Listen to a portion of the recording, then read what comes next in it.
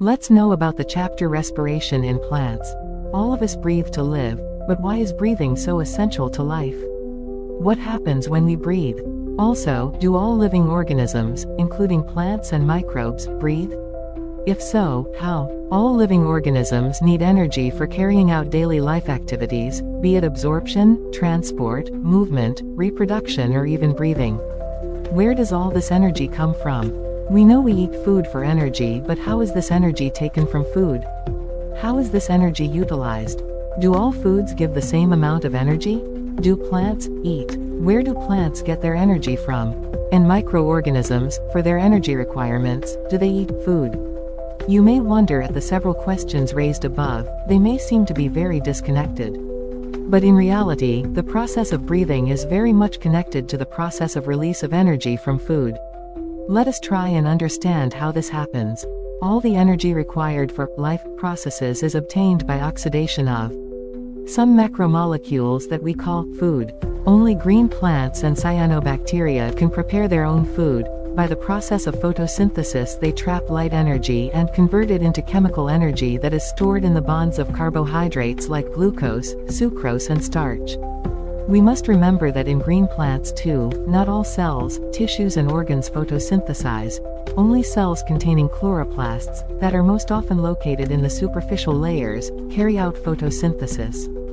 Hence, even in green plants, all other organs, tissues and cells that are non-green, need food for oxidation. Hence, food has to be translocated to all non-green parts. Animals are heterotrophic, i.e., they obtain food from plants directly, herbivores or indirectly carnivores. Saprophytes like fungi are dependent on dead and decaying matter. What is important to recognize is that ultimately all the food that is required for life processes comes from photosynthesis. This chapter deals with cellular respiration, or the mechanism of breakdown of food materials within the cell to release energy, and the trapping of this energy for synthesis of ATP. Photosynthesis, of course, takes place within the chloroplasts in the eukaryotes, whereas the breakdown of complex molecules to yield energy takes place in the cytoplasm and in the mitochondria, also only in eukaryotes. The breaking of the C-C bonds of complex compounds through oxidation within the cells, leading to release of considerable amount of energy, is called respiration. The compounds that are oxidized during this process are known as respiratory substrates. Usually carbohydrates are oxidized to release energy, but proteins, fats and even organic acids can be used as respiratory substances in some plants, under certain conditions. During oxidation within a cell, all the energy contained in respiratory substrates is not released free into the cell, or in a single step. It is released in a series of slow stepwise reactions controlled by enzymes, and it is trapped as chemical energy in the form of ATP. Hence, it is important to understand that the energy released by oxidation in respiration is not, or rather cannot be used directly, but is used to synthesize ATP, which is broken down whenever and wherever energy needs to be utilized. Hence, ATP acts as the energy currency of the cell. This energy trapped in ATP is utilized in various energy requiring processes of the organisms, and the carbon skeleton produced during respiration is used as precursors for biosynthesis of other molecules in the cell. 12.1 Do plants breathe? Well, the answer to this question is not quite so direct. Yes, plants require O2 for respiration to occur, and they also give out CO2. Hence, plants have systems in place that ensure the availability of O2. Plants, unlike animals, have no specialized organs for gaseous exchange, but they have stomata and lenticels for this purpose. There are several reasons why plants can get along without respiratory organs. First, each plant part takes care of its own gas exchange needs. There is very little transport of gases from one plant part to another. Second, plants do not present great demands for gas exchange. Roots, stems and leaves respire at rates far lower than animals do. Only during photosynthesis are large volumes of gases exchanged, and each leaf is well adapted to take care of its own needs during these periods. When cells photosynthesize, availability of O2 is not a problem in these cells, since O2 is released within the cell. Third, the distance that gases must diffuse even in large, bulky plants is not great. Each living cell in a plant is located quite close to the surface of the plant. This is true for leaves, you may ask, but what about thick, woody stems and roots? In stems, the living cells are organized in thin layers inside and beneath the bark. They also have openings called lenticels. The cells in the interior are dead and provide only mechanical support. Thus, most cells of a plant have at least a part of their surface in contact with air.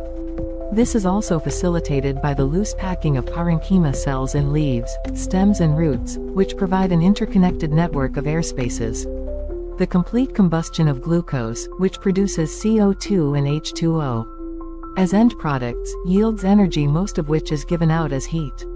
CHOOCOHO energy 61262 plus right pointing arrow plus 66622. If this energy is to be useful to the cell, it should be able to utilize it to synthesize other molecules that the cell requires. The strategy that the plant cell uses is to catabolize the glucose molecule in such a way that not all the liberated energy goes out as heat. The key is to oxidize glucose not in one step but in several small steps, enabling some steps to be just large enough such that the energy released can be coupled to ATP. Synthesis. How this is done is, essentially, the story of respiration.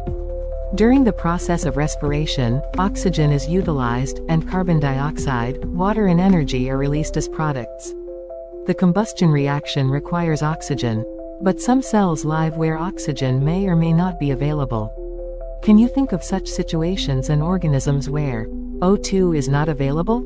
There are sufficient reasons to believe that the first cells on this planet lived in an atmosphere that lacked oxygen. Even among present-day living organisms, we know of several that are adapted to anaerobic conditions. Some of these organisms are facultative anaerobes, while in others the requirement for anaerobic condition is obligate. In any case, all living organisms retain the enzymatic machinery to partially oxidize glucose without the help of oxygen. This breakdown of glucose to pyruvic acid is called glycolysis.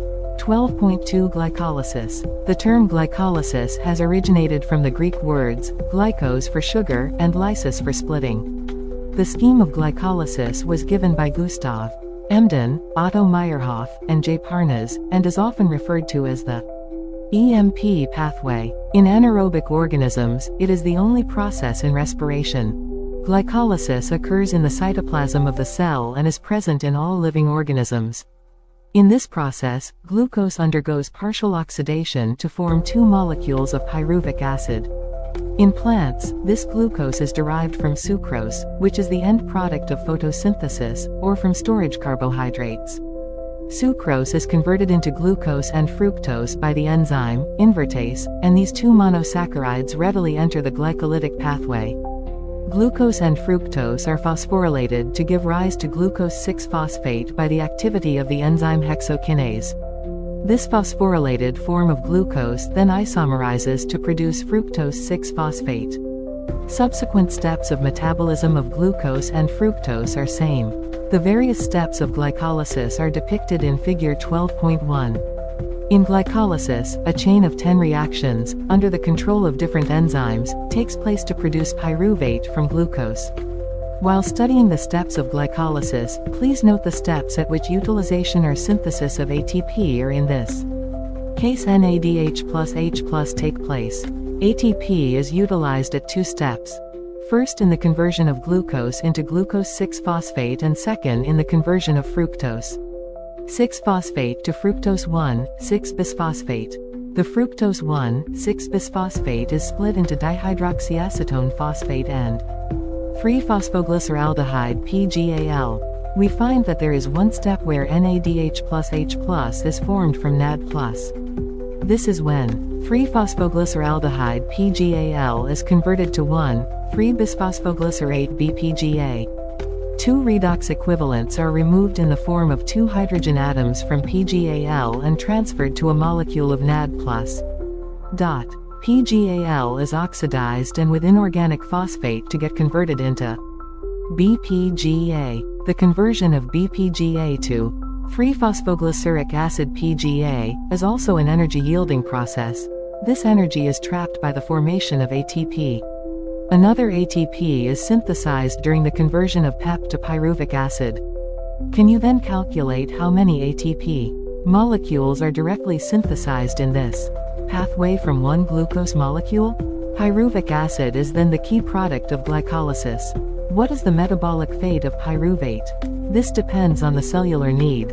There are three major ways in which different cells handle pyruvic acid produced by glycolysis. These are lactic acid fermentation, alcoholic fermentation, and aerobic respiration. Fermentation takes place under anaerobic conditions in many prokaryotes and unicellular eukaryotes.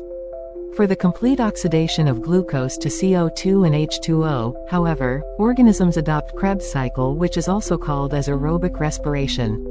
This requires O2 supply. 12.3 Fermentation. In fermentation, say by yeast, the incomplete oxidation of glucose is achieved under anaerobic conditions by sets of reactions where pyruvic acid is converted to CO2 and ethanol.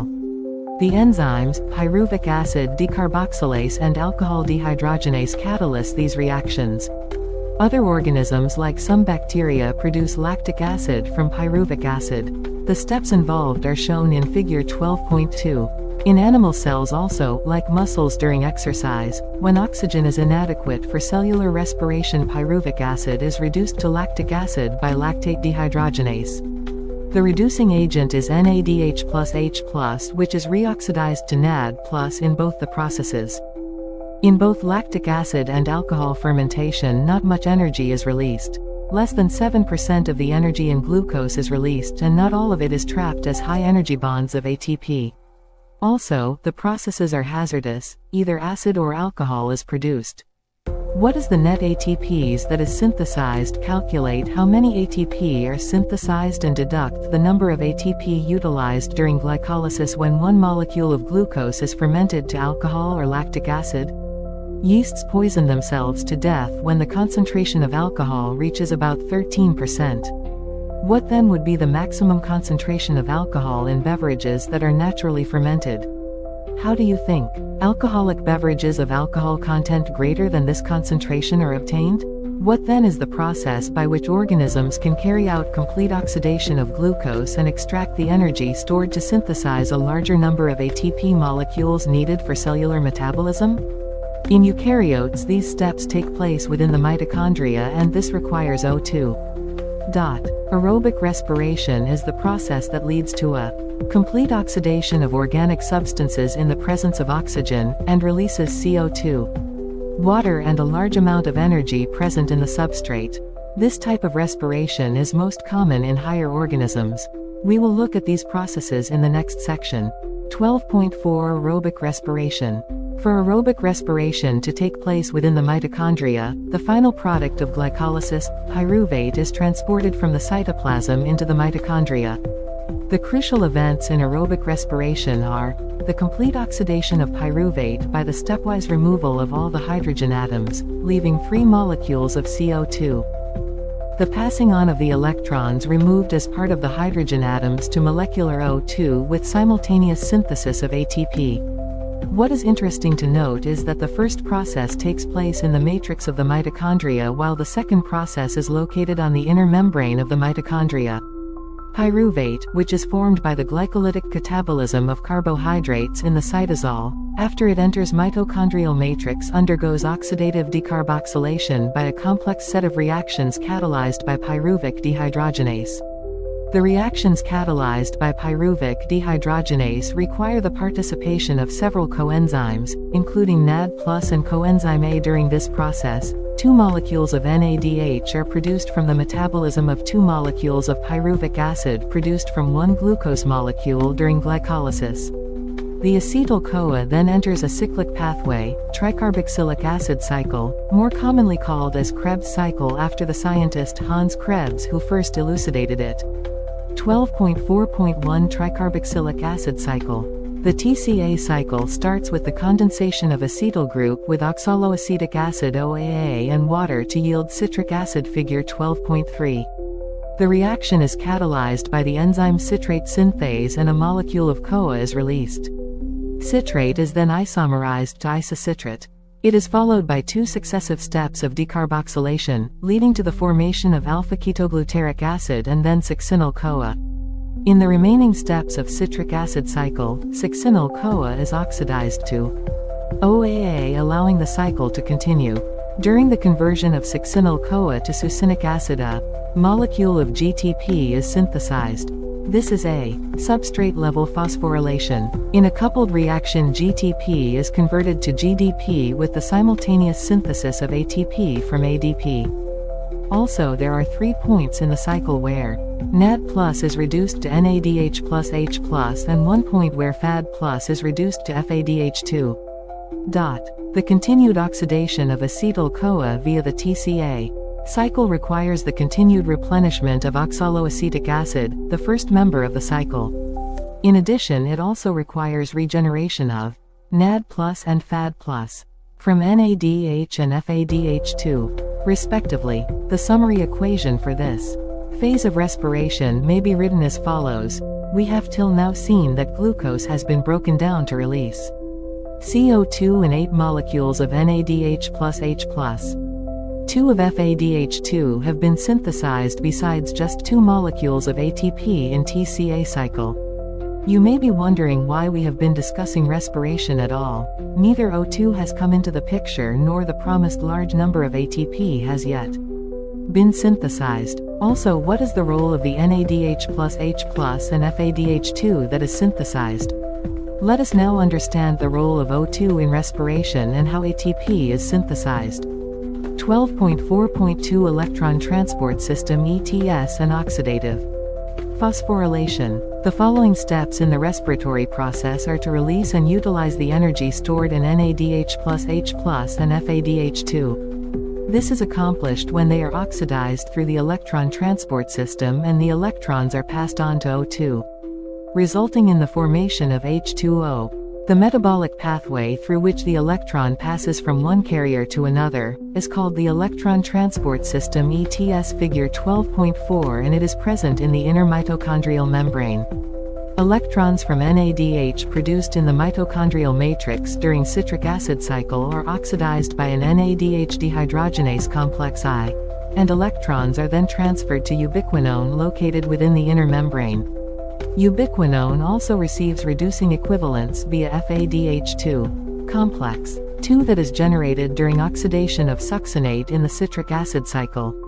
The reduced ubiquinone ubiquinol is then oxidized with the transfer of electrons to cytochrome C via cytochrome Bc1 complex 3. Cytochrome C is a small protein attached to the outer surface of the inner membrane and acts as a mobile carrier for transfer of electrons between complex 3 and IV. Complex IV refers to cytochrome C oxidase complex containing cytochromes A and A3 and 2 copper centers. When the electrons pass from one carrier to another via complex I to IV in the electron transport chain, they are coupled to ATP synthase complex V for the production of ATP from ADP and inorganic phosphate.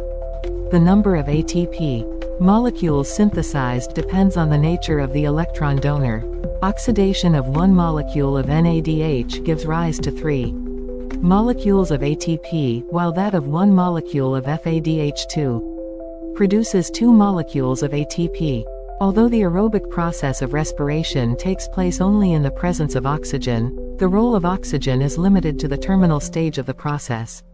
Yet, the presence of oxygen is vital, since it drives the whole process by removing hydrogen from the system. Oxygen acts as the final hydrogen acceptor.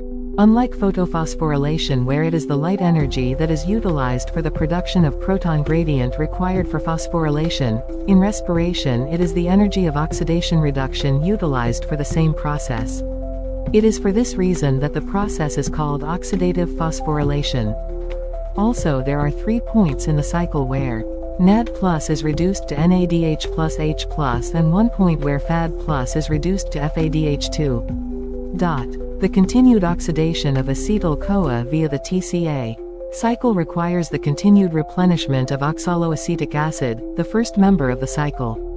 In addition, it also requires regeneration of NAD+ and FAD+ from NADH and FADH2, respectively. The summary equation for this Phase of respiration may be written as follows.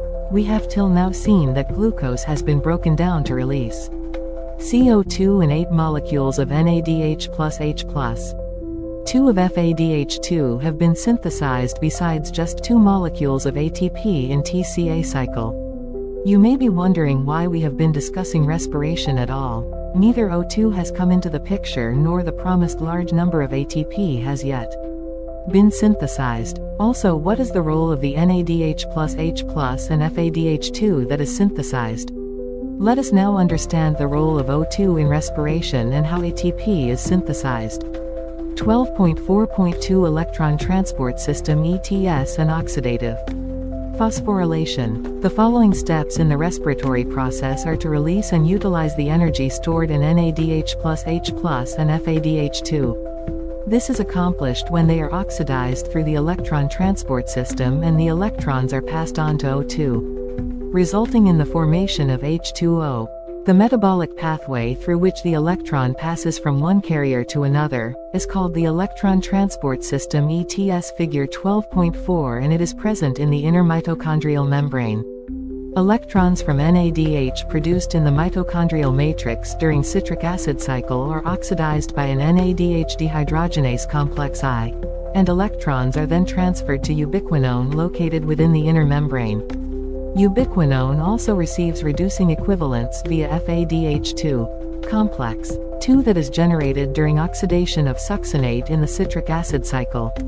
The reduced ubiquinone ubiquinol is then oxidized with the transfer of electrons to cytochrome C via cytochrome Bc1 complex 3. Cytochrome C is a small protein attached to the outer surface of the inner membrane and acts as a mobile carrier for transfer of electrons between complex 3 and IV. Complex IV refers to cytochrome C oxidase complex containing cytochromes Na3 and 2 copper centers. When the electrons pass from one carrier to another via complex I to IV in the electron transport chain, they are coupled to ATP synthase complex V for the production of ATP from ADP and inorganic phosphate.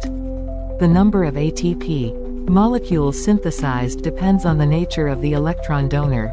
Oxidation of one molecule of NADH gives rise to 3 molecules of ATP, while that of one molecule of FADH2 produces 2 molecules of ATP. Although the aerobic process of respiration takes place only in the presence of oxygen, the role of oxygen is limited to the terminal stage of the process. Yet, the presence of oxygen is vital, since it drives the whole process by removing hydrogen from the system. Oxygen acts as the final hydrogen acceptor. Unlike photophosphorylation, where it is the light energy that is utilized for the production of proton gradient required for phosphorylation, in respiration it is the energy of oxidation reduction utilized for the same process. It is for this reason that the process is called oxidative phosphorylation.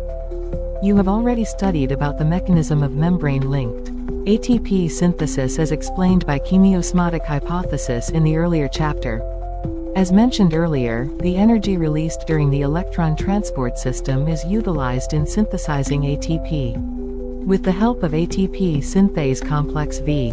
This complex consists of 2 major components, F1 and F0 figure 12.5. The F1 headpiece is a peripheral membrane protein complex and contains the site for synthesis of ATP from ADP and inorganic phosphate. F0 is an integral membrane protein complex that forms the channel through which protons cross the inner membrane. The passage of protons through the channel is coupled to the catalytic site of the F1 component for the production of ATP. For each ATP produced, 4H+ passes through F0 from the intermembrane space to the matrix down the electrochemical proton gradient. 12.5 The respiratory balance sheet. It is possible to make calculations of the net gain of ATP for every glucose molecule oxidized, but in reality this can remain only a theoretical exercise. These calculations can be made only on certain assumptions that there is a sequential, orderly pathway functioning, with one substrate forming the next and with glycolysis, TCA cycle and ETS pathway following one after another. The NADH synthesized in glycolysis is transferred into the mitochondria and undergoes oxidative phosphorylation. None of the intermediates in the pathway are utilized to synthesize any other compound. Only glucose is being respired, no other alternative substrates are entering in the pathway at any of the intermediary stages. But this kind of assumptions are not really valid in a living system. All pathways work simultaneously and do not take place one after another. Substrates enter the pathways and are withdrawn from it as and when necessary. ATP is utilized as and when needed. Enzymatic rates are controlled by multiple means. Yet, it is useful to do this exercise to appreciate the beauty and efficiency of the living system in extraction and storing energy. Hence, there can be a net gain of 38 ATP molecules during aerobic respiration of 1 molecule of glucose. Now let us compare fermentation and aerobic respiration.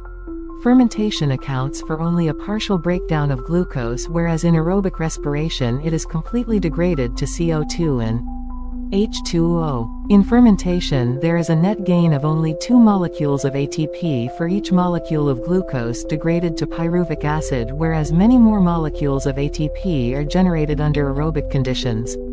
NADH is oxidized to NAD+.